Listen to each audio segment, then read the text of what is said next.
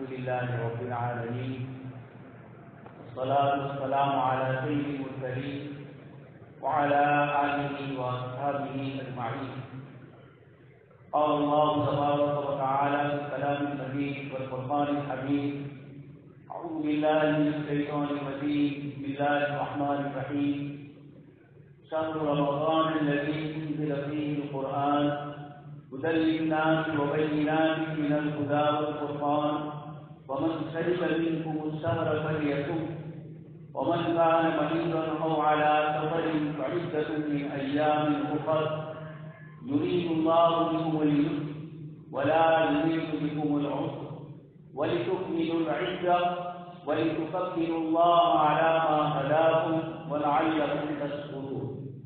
وقال النبي صلى الله عليه وسلم: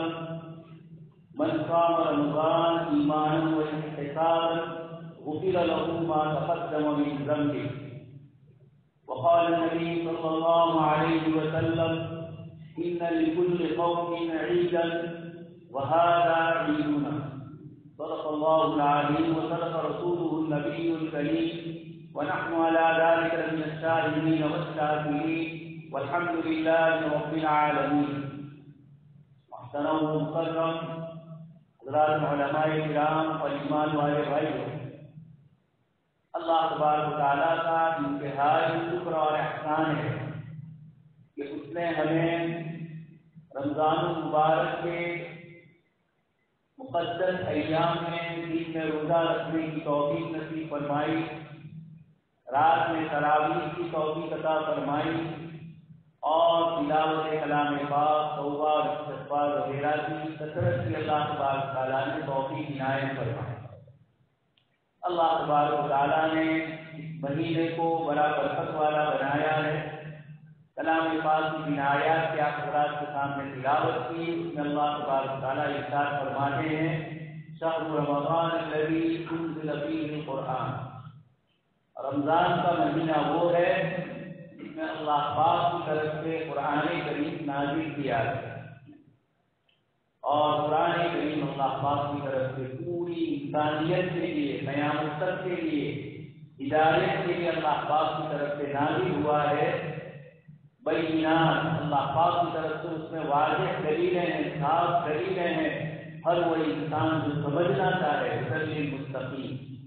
یہ ہدایت ہے تقویٰ والوں کے لیے، ہدایت ہے ساری دنیا کے انسانوں کے لیے۔ ولو کان من عند غیر اللہ، اگر یہ کلام پاک اللہ پاک کی ذات کے علاوہ کسی اور کی طرف سے نازل ہوتا،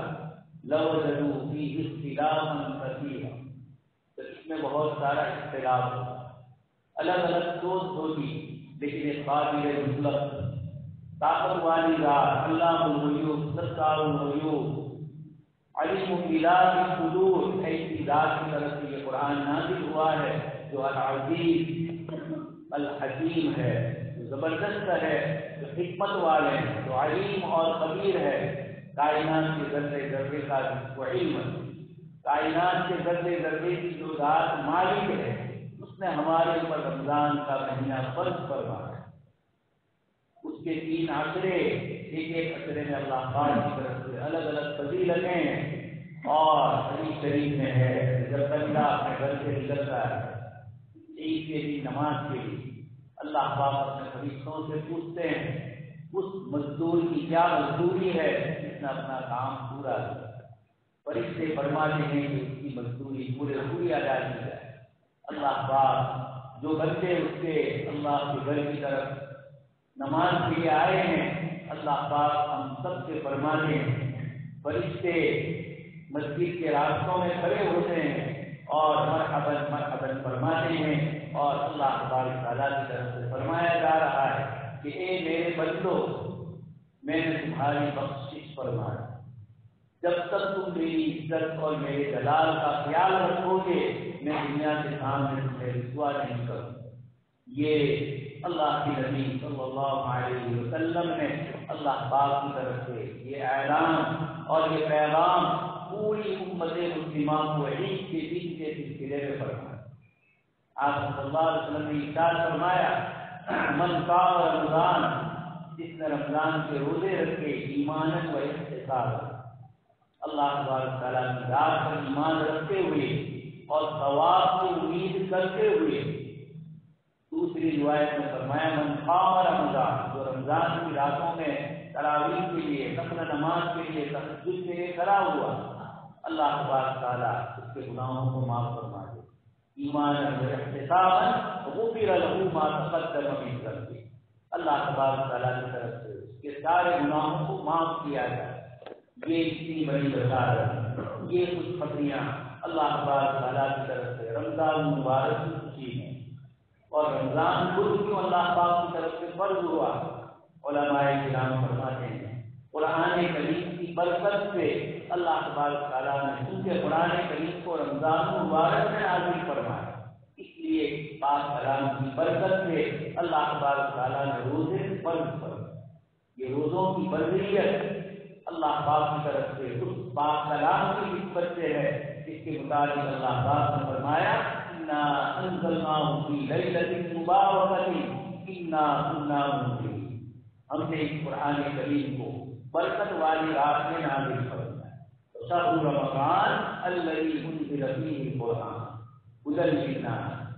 ساری انسانیت کے لیے آج بھی قرآن کریم کی ہدایت ہے۔ ہم اور آپ اپنی آنکھوں سے دیکھ رہے ہیں کہ دنیا نے قرآن کریم کی کتنی مخالفت کی، اس وقت بھی کتنی مخالفت ہو رہی ہے، لیکن اللہ تبارک تعالیٰ کے وہ بندے، وہ پاک روح ہیں جنہیں اللہ تبارک تعالیٰ ایمان کی دولت سے مالا مال کرنا چاہتے ہیں، آج بھی وہ قرآن کریم کا مطالعہ کرتے ہیں، قرآن کریم کی اسٹڈی کرتے ہیں، اور اللہ تبارک تعالیٰ ان کو ایمانی زندگی نصیب فرماتے ہیں اسی قرآن کریم کی برکت۔ تو اللہ پاک نے فرمایا الذی انزل فیہ القرآن ہدی للناس وبینات من الہدی،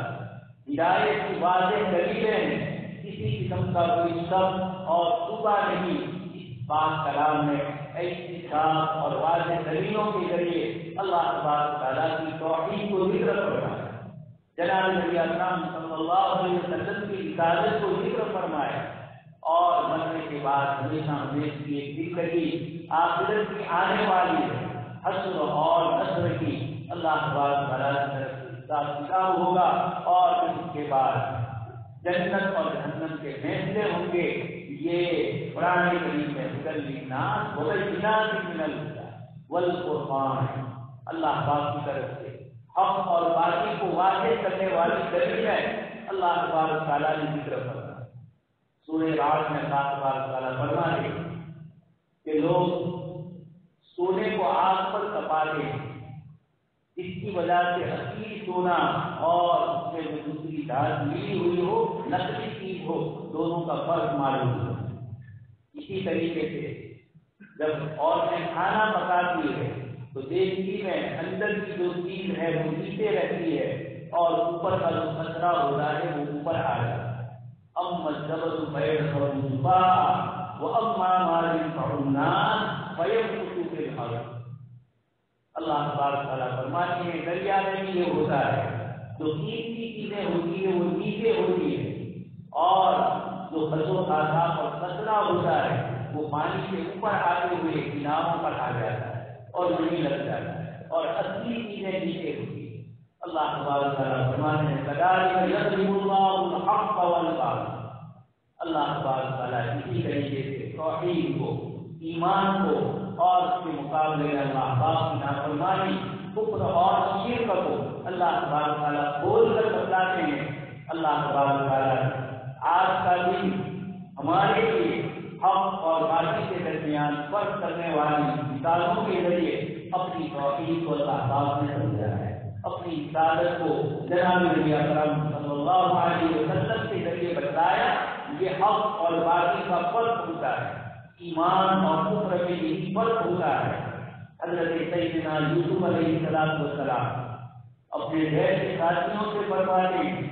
یا صاحب السجن ارباب متفرقون خیر ام اللہ الواحد القہار،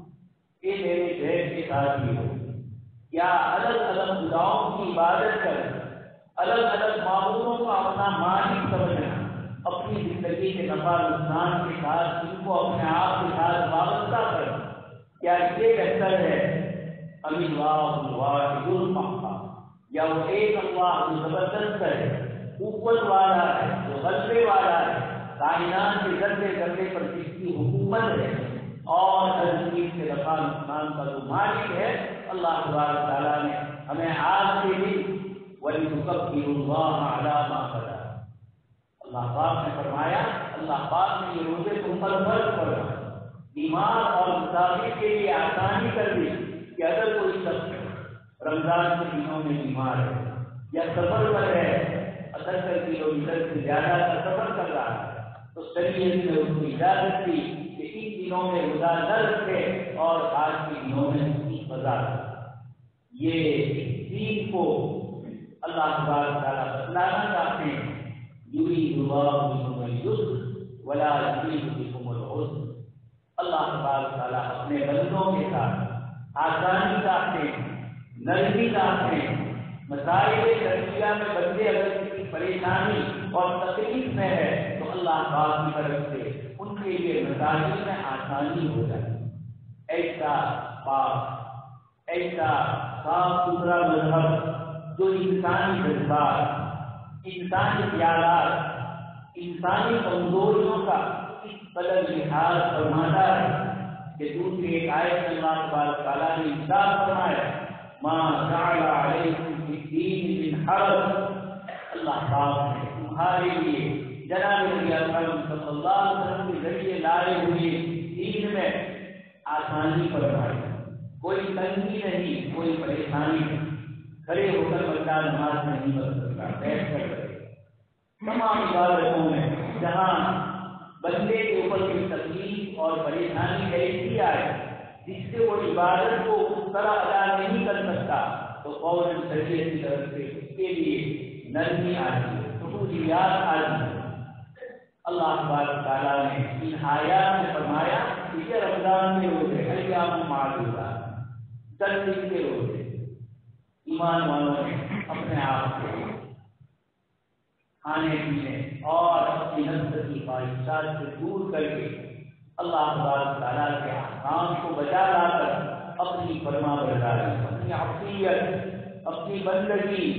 اور اللہ کے حکم کے آگے اپنے آپ کو جھکانا، اپنی خواہشات کو قربانی کرنا،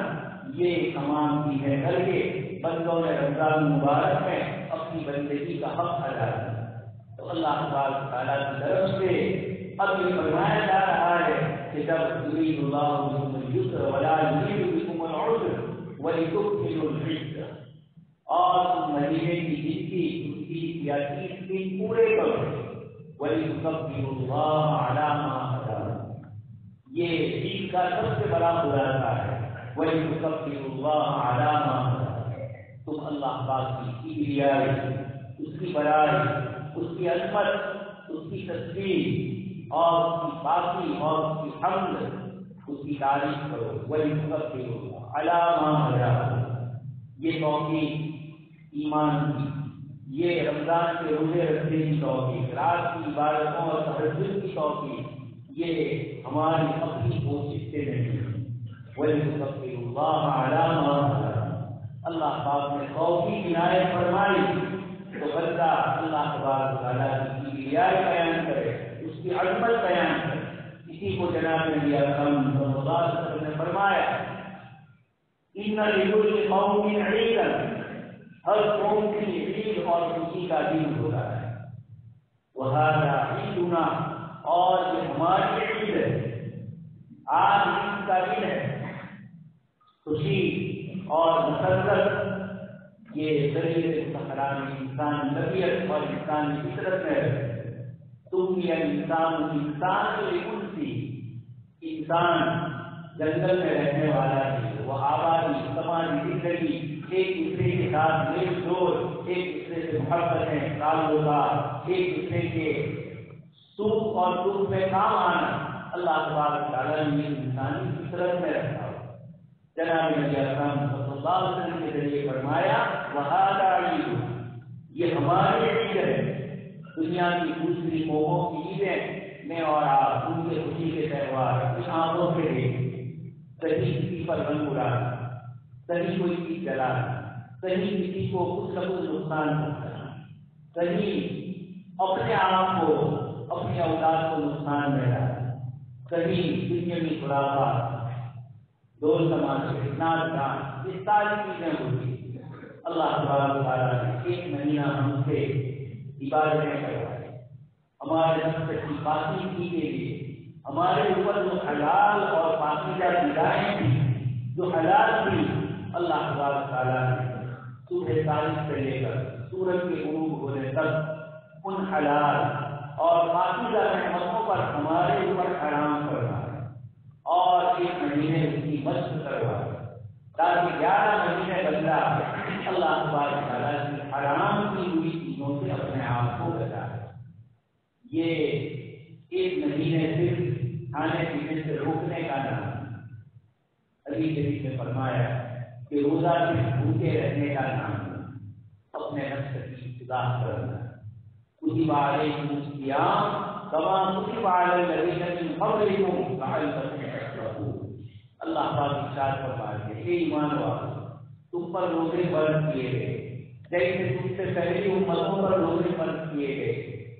اس محبت کی دنیا میں اللہ پاک کے لیے بھوکے پیاسے رہنے میں تم اکیلے نہیں ہو، تم اس منزل کے راہرو ہو، تم سے پہلے بھی اللہ پاک کے بہت سارے بندے پچھلے انبیاء کرام علیہ السلام اور ان کے متبعین نے بھی یہ روزے رکھے، جن میں اپنے آپ کو بھوکا رکھا، بلکہ ان امتوں میں روزے ہم سے زیادہ سخت قانون والے، اس کے باوجود اللہ کے بندوں نے وہ روزے رکھے، وہ عبادتیں ادا فرمائی، اللہ تبارک و تعالیٰ نے امت پر آسانی فرمائی۔ تو جناب نبی اکرم صلی اللہ علیہ وسلم کے ذریعے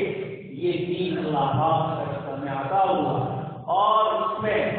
ہمارے لیے آسانی فرمائی گئی۔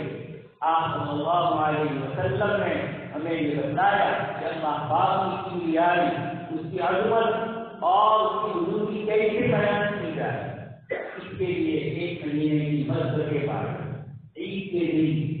بغیر اذان کے، بغیر بلاوے کے بندہ اپنی محبت، اپنے عشق اور اپنے ایک مہینے کی مشق کی بنیاد پر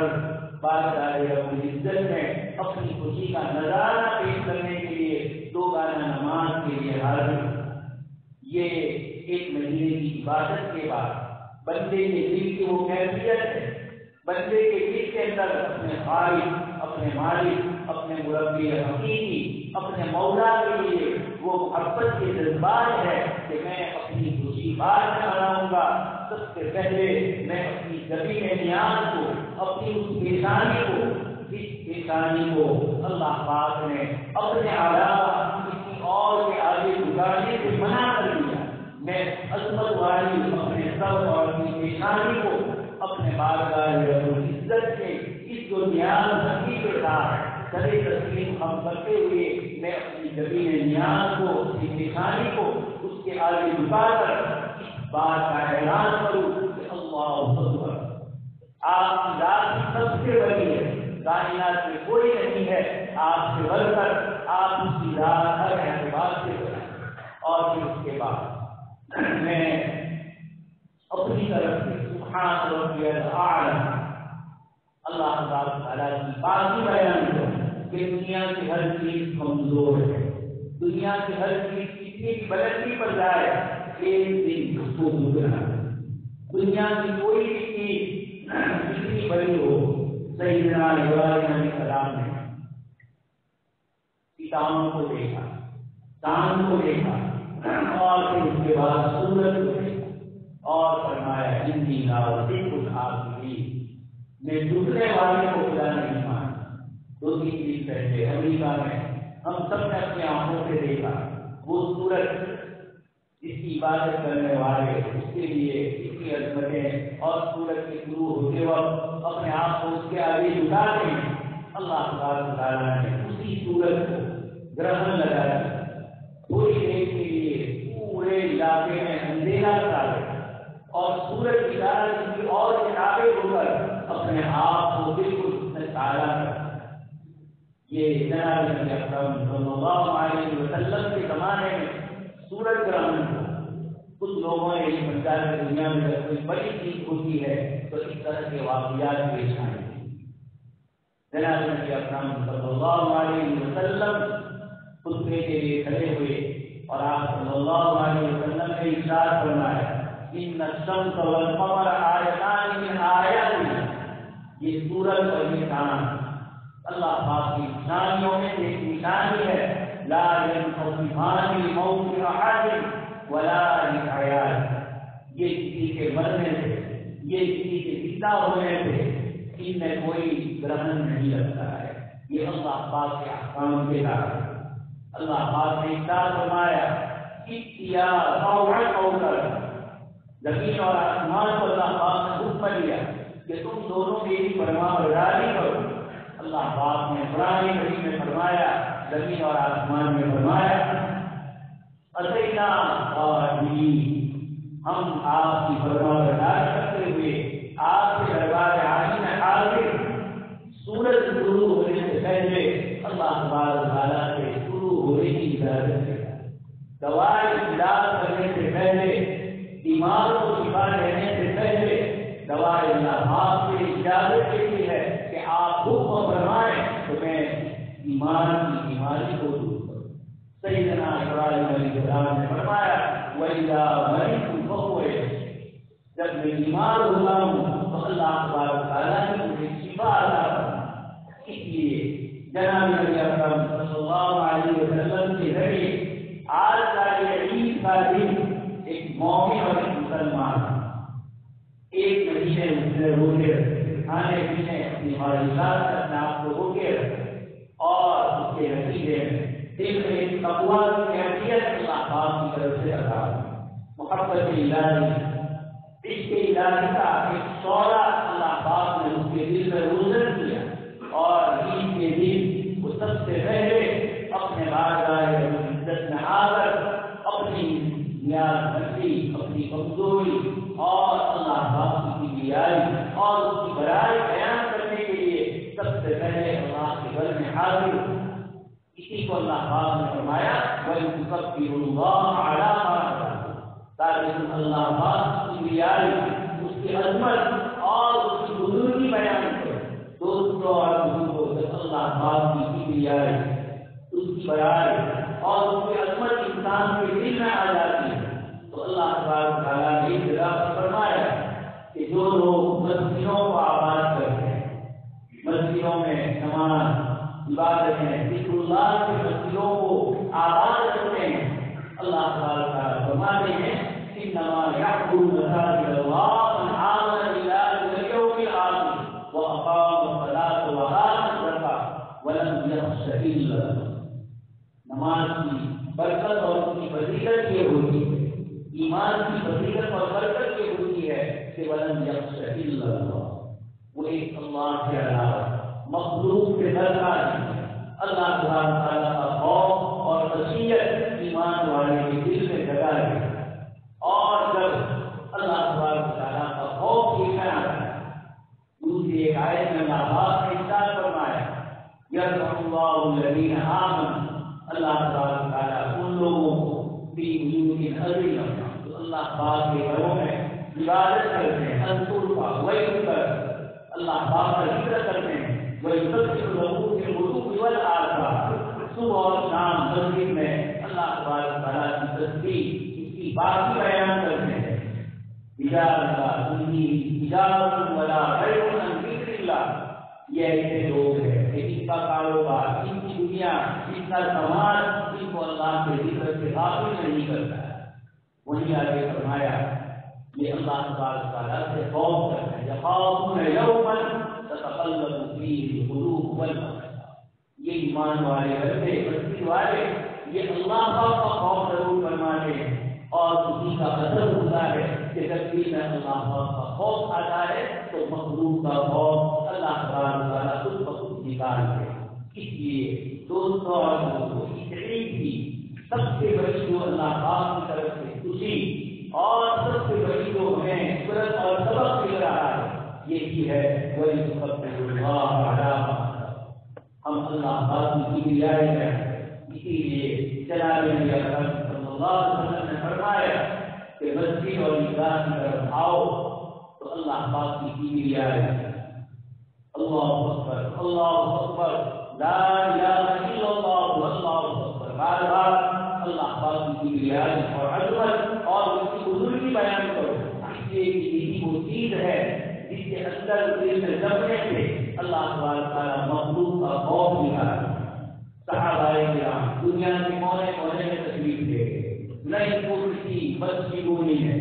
نہ کسی ناز ہے نہ کسی بھوت اور قریب ہے. کسی نے اس کو روکا نہیں. اللہ تبارک تعالیٰ کی زمین پر دست و دست دریا میں چھوڑے ہم نے بحر ظلمات میں دورہ کیے گھوڑے. افریقہ کے جنگل میں صحرا میں تشریف لے گئے. مراکش الجزائر کے سارے صحراوی رن کو پار کیا اور عراق کے دریائے دجلہ اور فرات کو پار کیا. اسی کو اللہ نے اقبال نے فرمایا دست و دست دریا میں چھوڑے ہم نے. یہ ایک اللہ پاک کا جب خوف ہوتا ہے تو مخلوق کا خوف بھی ہے. اللہ پاک نے اس پاک کلام میں جمعے اور آپ نے رمضان کی تراویح میں اللہ تبارک تعالیٰ نے اس میں اپنی قدرت بدلاتے ہوئے پڑھا. سیدنا موسیٰ علیہ السلام فرعون کا پورا لشکر پوری مشینری یہ چاہتی تھی کہ حضرت موسیٰ علیہ السلام پیدا ہو اور پیدا ہو تو آپ کو رد لگ جائے. اللہ پاک نے اس کو چیلنج پڑھا. سیدنا موسیٰ علیہ السلام پیدا ہو. فرعون کی آنکھوں کے سامنے اللہ تبارک تعالیٰ نے موسیٰ علیہ السلام کو دریا میں پہنچایا. اس کے گھر والوں نے اٹھایا. اللہ پاک اس کو فرماتے ہیں کہ ہم نے موسیٰ علیہ السلام کی والدہ سے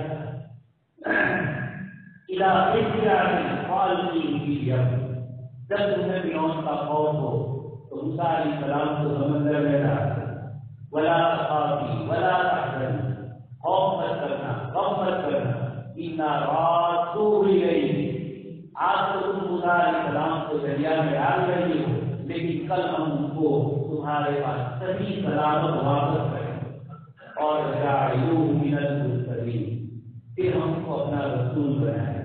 وہی اللہ پاک نے فرمایا ان فرعون وہامان وجنودہما منہم ما کانوا یحذرون. پوری مشینری اور لشکر اس لیے لگایا تھا کہ موسیٰ علیہ السلام پیدا گھر گھر جا کر عورتوں کو کی تلاشی کی جائے. جو عورت بنی اسرائیل کی حاملہ ہوگی اس کو پیٹ دار کر دیا. اللہ پاک نے اسی فرعون کو اس پوری مشینری کے باوجود بتلایا کہ ہم موسیٰ علیہ السلام کو سب کے سامنے تیرے گھر کے سامنے آئے. تو اپنے محل میں ان کو اٹھا رہا اور القیت علیہ محبۃ میں جو سیدنا موسیٰ علیہ السلام کو دیکھتا ہے اس کے دل میں موسیٰ علیہ السلام کی محبت پیدا. یہ اللہ پاک نے فرعون کو بتلایا. ایک مشینری جو کبے جیسی آنکھیں رکھتی چونٹی جیسی ڈوبنے کی قوت رکھتی تھی ایسا تیرا جاسوسی نظام تھا لیکن فردناہ الی امہ کئی تقر عینہا. ہم نے موسیٰ علیہ السلام کو صحیح سلامت ان کی والدہ کے پاس واپس بھیجا. کسی کا دودھ نہیں دیا. وحرمنا علیہ المراضع. ہم نے سارے دودھ پلانے والوں پر موسیٰ علیہ السلام کو چھوڑ دیا کہ وہ دودھ نہ پیے حرام کر دیا. پھر والدہ پلائی انہوں نے پلایا اور اللہ پاک فرماتے ہیں فرددناہ الی امہ کئی تقر عینہا ولا تحزن ولنعلم ان وعد اللہ حق.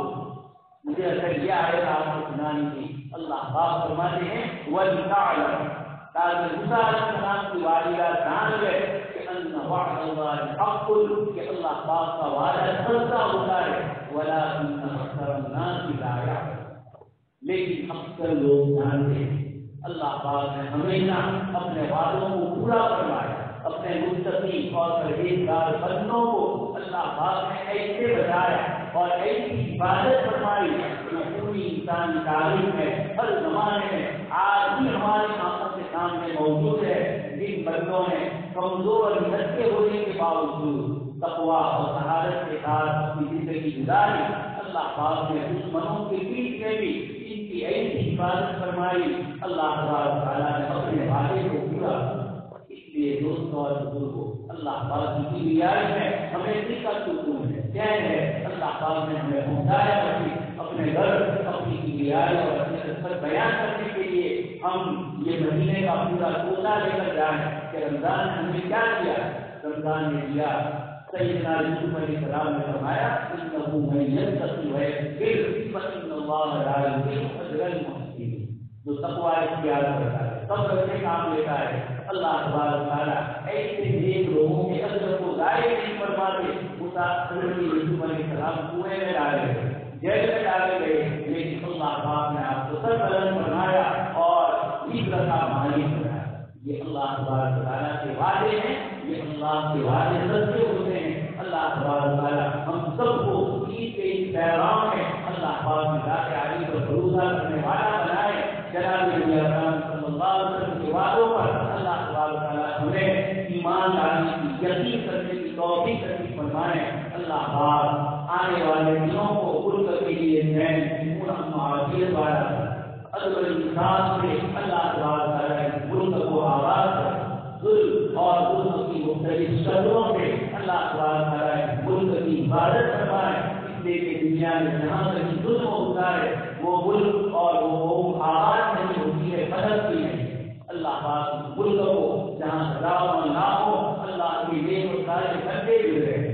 اور مشاہد کے نام میں اس ملک کو احتجاجہ ہوا تب اسلام بنایا. اللہ تبارک و تعالیٰ اس ملک کی حالت میں اس ملک کو آباد